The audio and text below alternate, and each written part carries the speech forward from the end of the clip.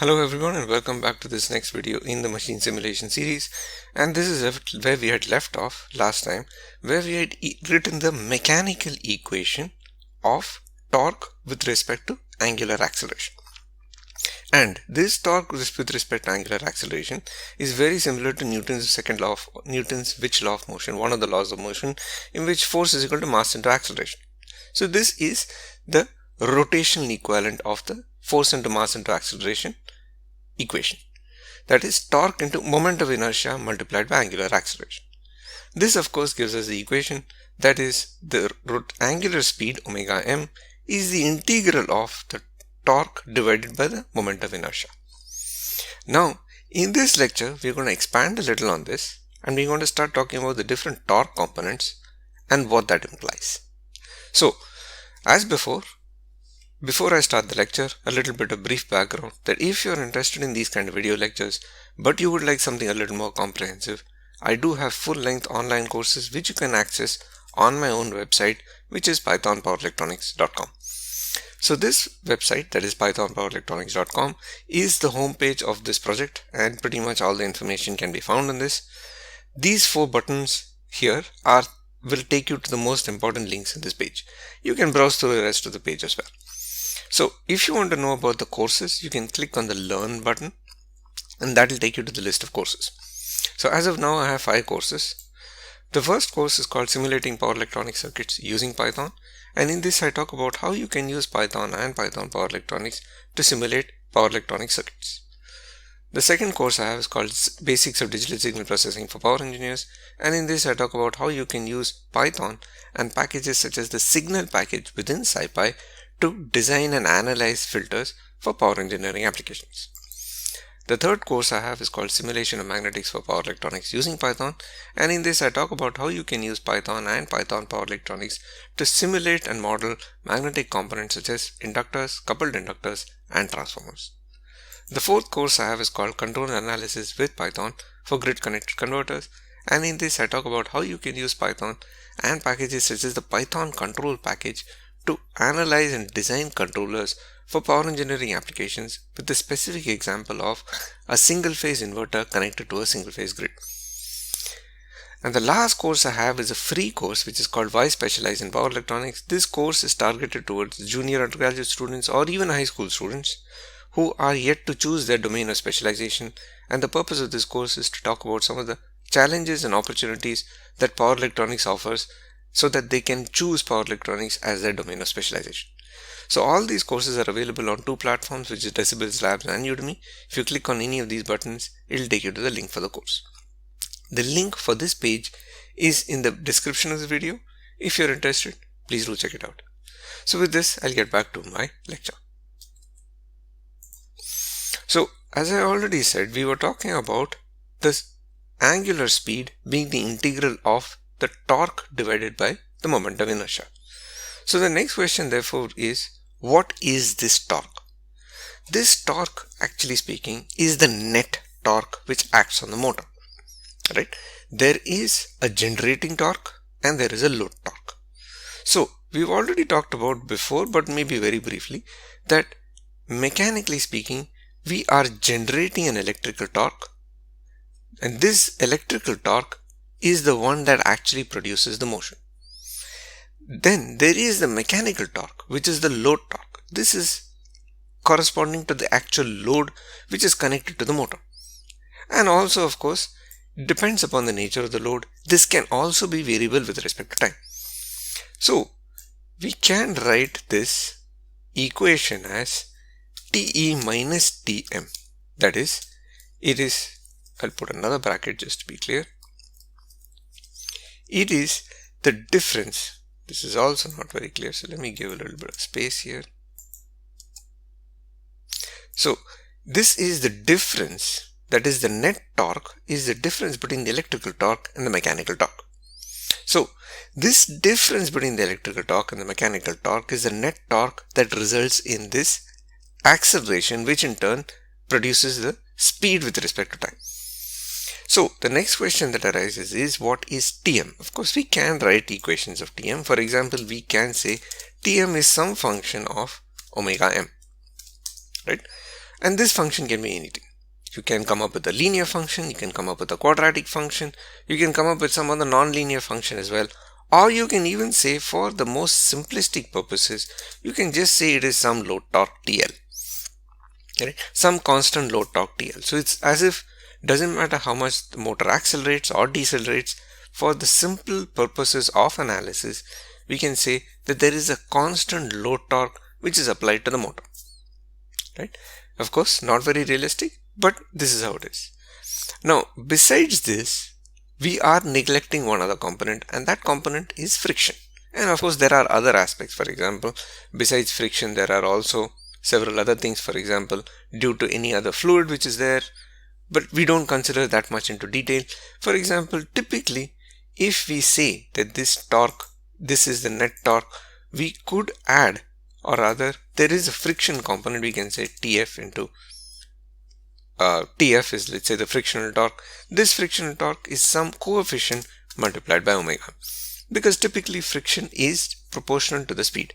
Higher is the speed, the greater is the frictional force, right? And this frictional force is subtracted from this net torque, because usually friction has the effect of slowing down the machine.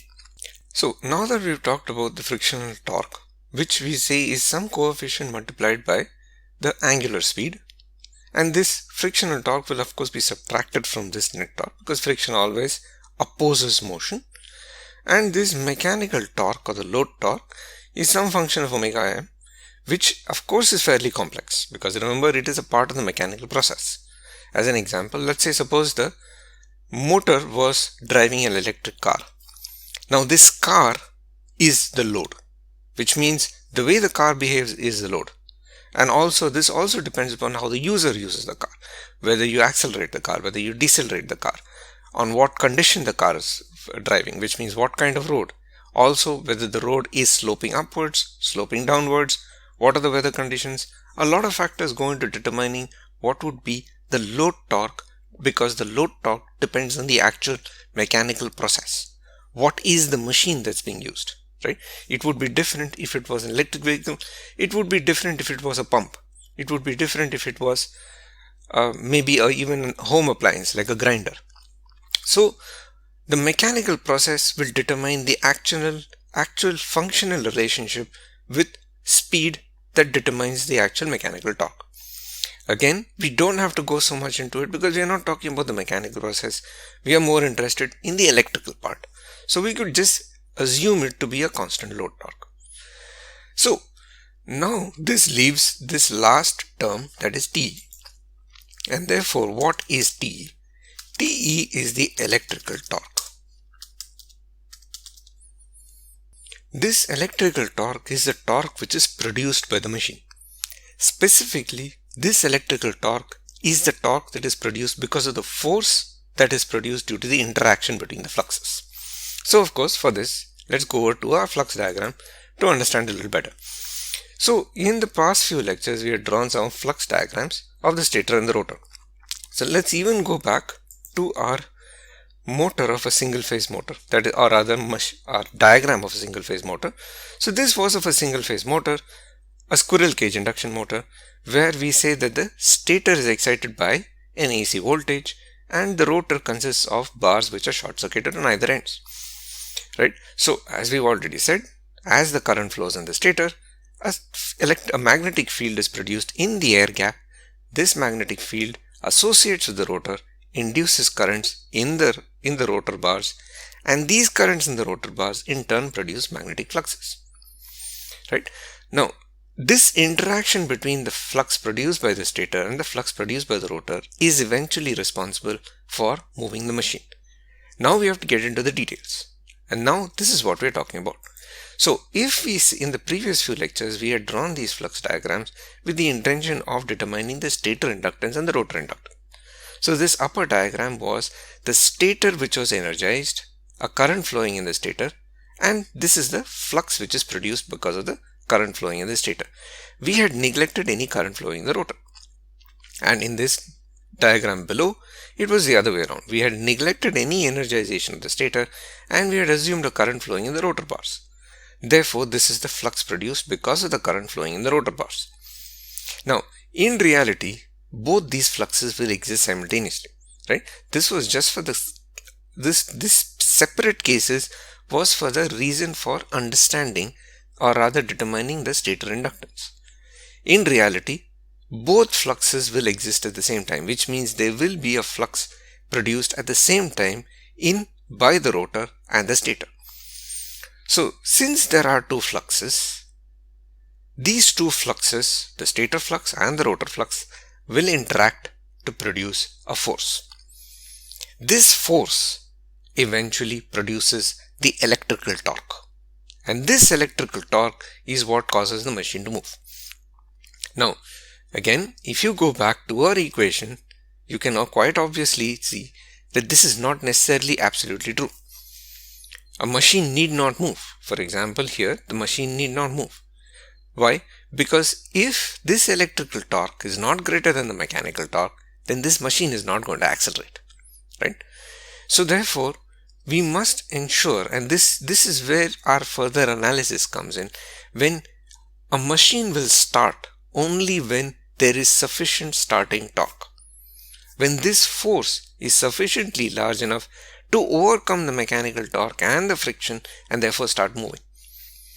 So now that we have come to this state, that is, we are now talking about the interaction between fluxes, we need to go back to our very basic theory of physics. That is, we need to ask the question, how is force produced due to interaction of magnetic fields?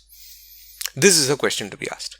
Now of course, this is something we've probably all done as children. That is, we've all played around with magnets. Alright, so we can even go back and say, force produced by magnets. You can just do a little Google search, and you can even usually find a Wikipedia link. Wikipedia links are usually the best because they usually have some interesting diagrams, and you can see this. Alright, so for example, you can see there is a diagram here of a magnet, and there are several diagrams. So let's go back and have a look. So a magnet consists of a north pole and a south pole. Let me click on it. So you have a north pole and you have a south pole. That's usually how any magnet is. One pole cannot exist on its own. So the magnetic lines of force will start at the north pole and will terminate at the south pole. That's how it always is. Whether it's a magnet such as this, or an electromagnet, or even a coil with a current flowing through it, it's always the case. There is a north pole, there is a south pole. Magnetic lines of force will leave the north pole and will enter the south pole. Always. Right? Now, these magnetic lines of force, they have certain rules. For example, magnetic lines of force will always, the density of the magnetic lines of force indicate how strong the magnetic field is.